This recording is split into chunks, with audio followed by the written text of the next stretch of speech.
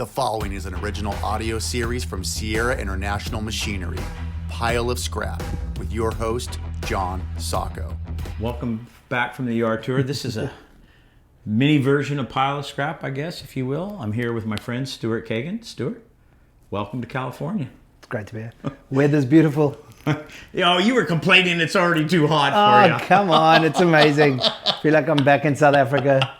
Well, there you go. You're Awesome. trying to make you feel at home, right? You're too good to me, John. You know, it's great. So, Stuart, you've been traveling the U.S. You know, you came out. You're launching your platform buddies.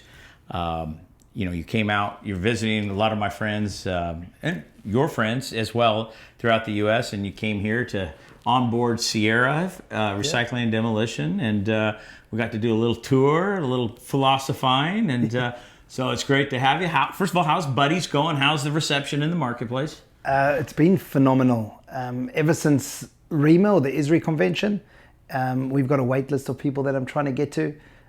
People that I've gone to see the last 2 weeks are really excited. People are chomping at the bit to start trading and get the material on the platform and to do their first trade. So very, very exciting at the moment. I didn't know this, but I found it fascinating today. You know, when you first got here, you did a yard tour, but you're doing vetting. Yeah. And that's a very interesting thing that I did not know. You know, I don't handle Sierra's metals, okay? You know, I basically run the equipment company side of Sierra, you know, the marketing, social media, as far as, you know, the concept I did, but the trading of the metals, that's not my area. So I was fascinated. So tell us about the vetting process, because I think people don't know this, because I did not know it. Yeah, so we say we create this ecosystem of trust. So we've got trusted buyers on the one side and trusted sellers on the other side. And the only way to actually do that is to go out and visit people and just to see if they are. It's easy for somebody to send you an email or send you a picture, but I have to get to every single user that's on the platform and make sure that I vet them to check that they are the real deal and they are up to the standard that we want on the Buddy platform. So give us an example of a few things you're looking for when you're vetting from whatever, you know, from environmental to safety. Just tell us a little bit, because I think people have to understand this isn't just sign up and you get to be on it. No, absolutely. It's very exclusive. Some of the questions that the topics that we look at are exactly like you said: environmental, social, governance. So we're looking at that immediately. We're looking at your quality. We want to make sure that you know the right quality that's expected of you. That's really important, obviously, for buyers. We want to make sure that your reputation is positive in the industry. So we ask for referrals as well, people that we can then go ahead and speak to. We do credit checks as well, where we use a local American company for credit checks. That's the kind of things that we do. We also look for, with regards to social, we look for culture. We want to see that the people that are working in that environment, it's a positive environment. People are happy. People want to be there. We also look for maintenance of equipment. We look to see that you have the right equipment. Buyers have been caught out before buying material that you don't even have the equipment to provide. So for example, there's stories in the market of somebody buying shredded material, but the company didn't even have a shredder. So when the claim came, all of a sudden they said, oh, that wasn't my material, how can that be? Well, they didn't know that when they bought the material. So we're doing, we get on the plane so the buyer doesn't have to. The biggest buyers in the world want to make sure that they've visited the yard, they feel comfortable that that yard knows what to pack in the containers. So we get on the plane so they don't have to. So your vetting is becoming the source of, you're the real reference. Yes, absolutely. You're the one providing, in your vetting, you're the one providing the reference, okay? Even though companies in your process have to provide industry references, right? Yep.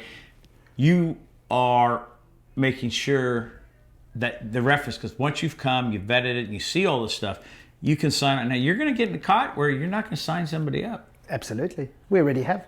Oh, have you? 100%. Oh, how'd that go? Well, it's an easy process to manage if you're upfront with it from the beginning, right? You've got to fit into our ideal client profile. If you do, you'll be fine. If you don't and we get there, I'm not saying the people that we've said no to was because of, environmental or for culture or something like that, but it's easier to say things along the lines of you don't necessarily pack the quality that's expected of our buyers. You might pack a lot of different material that goes to other buyers, and those businesses that buy from you might not know, are sorting before it goes into the actual markets. I'm getting buyers from the actual markets to come and buy. something that's really important. A really large buyer on Buddy once said to me that so basically I am the reference, but if I don't get the best sellers, then it's all going to be a bad reflection on Buddy. It doesn't matter that they buy directly. Remember, we introduce parties, so we're actually not even a part of the contract. Right. We're just introducing good sellers to good buyers. But the problem is, because it's a platform and people are using us for the first time, if they have a bad experience, it is going to be a bad reflection on Buddy, not necessarily the seller. So we are very particular of who we invite into the system. Right. Well, I thought a couple of your questions were very interesting. And you know what? When I sat on your podcast at the convention, we talked a little bit about the image. What are we doing to project the image? And so as somebody who comes into vet, when you walk into a facility, you're already getting the vibe of the company. John, I mean, I'll openly say this, and yes, you are here, and it sounds pretty lame with sayings with you here. I walked in here and people greeted me with a hug. They didn't know who I was. I'd never met them, the people in the front office. I walked in your yard. I don't need to carry on vetting after the first few steps. Like you have, I've said it a few times now to a few people we phoned while we were walking around, but it looks like a Hollywood set. The operation you run here, you're the poster child. Your yard is the poster child for our industry. We need to show the world that our industry can run like this. We love your photos on LinkedIn, which Michael Goldstein and I were talking earlier about it being artificial intelligence. You're using Mid-Journey to show pictures of your forklifts that you're saying are 2 years old, but they look brand new. I've seen them. I literally I touched them to make sure they were real, right? They're not a cardboard cutout. They really are. I mean, my guys in my yards would never believe it. If I wish I had it then. And that's what I think we could really do in the industry. Guys should be going into the yard and say, come and watch this video. This is of John at Sierra. This forklift is 2.5 years old. Why is my new forklift that's been here for 3 months looking like that compared to that? Like, that's the kind of things we can do in this industry. But see, I think I've put it out there. I put myself out there. Yeah. But I've seen other people stepping up their game. I get a lot of messages. And so what's happening is now you're in a platform and you're having to vet, and they're like, oh, wait a minute. I better step up my game. So all in all these little things together is going to enhance our industry. Do you agree with that? 1,000%. Like, I can't agree with that more. We need to all pitch in together to enhance the industry, even if it is selfishly just for yourself. So let's pretend you want it to be on Buddy. Well, you need to have a good image. We need to make sure that your yard's looking really good to be on. But it might not be that you want to be on Buddy. It might be that you want to have a really good customer experience. Like, let's start with it being selfish. You want to make sure that your customers come to you and not the opposition. So you want a clean yard. Right. That's going to enhance the whole industry if you promote that. So start by looking at your return on investment and go, well, my customers are going to have a better experience, so they're going to come to me. That's great. But let's promote that. And what I was saying earlier, which is helpful, is know that it can be done. Like, don't just accept that you sit in your yard and you're like, oh, my guys, they're trying their best. Yeah, they are, but they've never seen it done. It's like the 4-minute mile, right? Yeah. Once you break it, other people broke it straight afterwards. Your yard is the 4-minute mile. Yeah. And I've said that, Kurt, but, I have seen, look, I will tell you that years and years ago, I went to Cozy Iron in Chicago, okay, as Get Frank. And that was the most organized facility that I had ever been in, right? And my dad's nickname was Mr. Clean. And I came back and I went, Dad, I think there's somebody who's cleaner than us. But in the end, we talked about transparency. And I think one of the things about what we're doing, you and I, and like Michael and some of our friends, we're open books. Because the transparency of trading information without the worry enhances what we do. Like the chalks you saw on the rail cars today, right? Absolutely. That came from Alton Schupert from CMC. He goes, John, why don't you have the chalks for your rail cars? I'm like, hadn't thought of it. I haven't even thought about it. Yep. So now you saw them. We have, and that became because we had a tour. Yeah. Hey, and he suggested something. And I'm like, well, you can't be so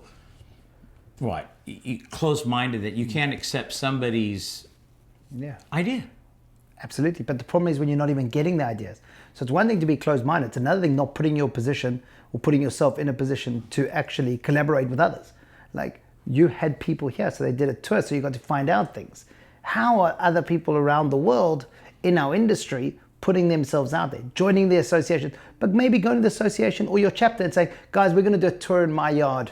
Right. I'd love next month to do a tour in your yard, and let's promote it. And how can we learn from everybody in the industry? What can I do better? Absolutely. I said this, and I forget what podcast. The one thing I want to do is be better. I don't want to be the best anymore. I always thought, I got to be the best. Well, I realized when you want to be better, you're never going to arrive at the end line of that journey, because every day you can be better. You can always do something better. So as clean and organized as our yard is, right? And I think we're very safety conscious around this place, right? You never catch me without my PPE on. Well, the chalk's on the rail car. Well, now we're better because of that. Well, John, you talk about being better.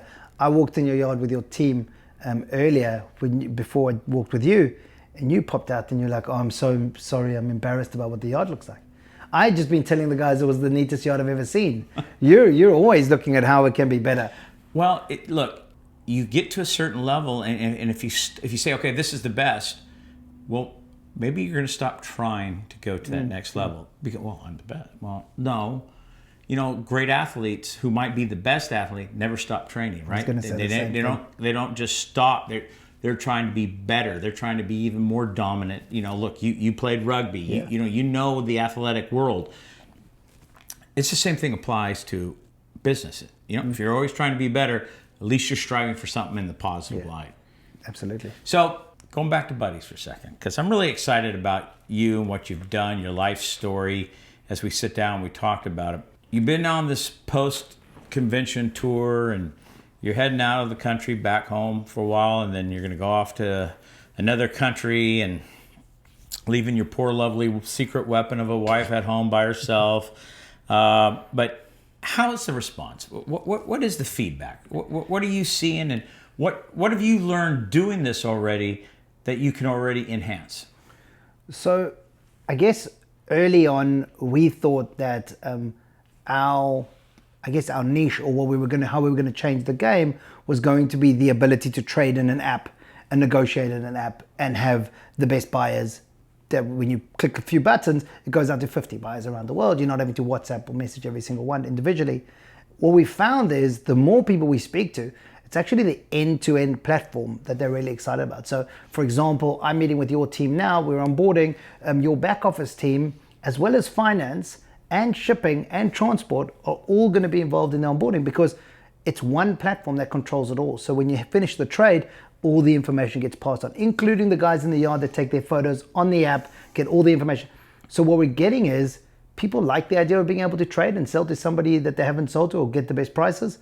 But the rest of the company love the idea that they don't have to use Excel, Word, email, every other sort of tech that they have. So it's a communication platform. It's completely. And you're learning about more possibilities for more, logistics, because logistics is rough. Absolutely. When you're trading all over the country and all over the world, some companies have the ability to trade the metal, don't have the ability to find the logistics to do so. And this is going to help in that platform. It's exactly it. We have a whole portal just for shipping. You're able to book your shipping on it. You can track all your containers live. You can manage all of it there. But it's all in one place now. So you just click on a different tab. It's kind of James Bondish. Somebody's going to be out there stealing containers, diverting ships was full thinking of of copper. A martini. You knew exactly. The Vesper. The Vesper, not a martini. Well, right on. Exactly. Sure. Listen, you know what? Thanks for being here. Thanks for the process. I've learned a lot from your onboarding, the vetting system here that you're providing for Sierra, and us having to open us. We have to open up and show you what we are, and I think just that alone makes you want to strive to be better, because we realize we've been vetted, now we have to live up to what you want to. I want to wish you the best of luck. Safe travels. Thanks, John. You got a lot of places you're going, so be careful out there, and thanks for being here. Thanks for all the effort, and best of luck to you, my friend. Thank you, John. Appreciate it, man. Well, I think that's it for a mini episode of Pile of Scrap. This has been a Sierra International Machinery original audio series. Thanks for listening. Please share this podcast and make sure to subscribe.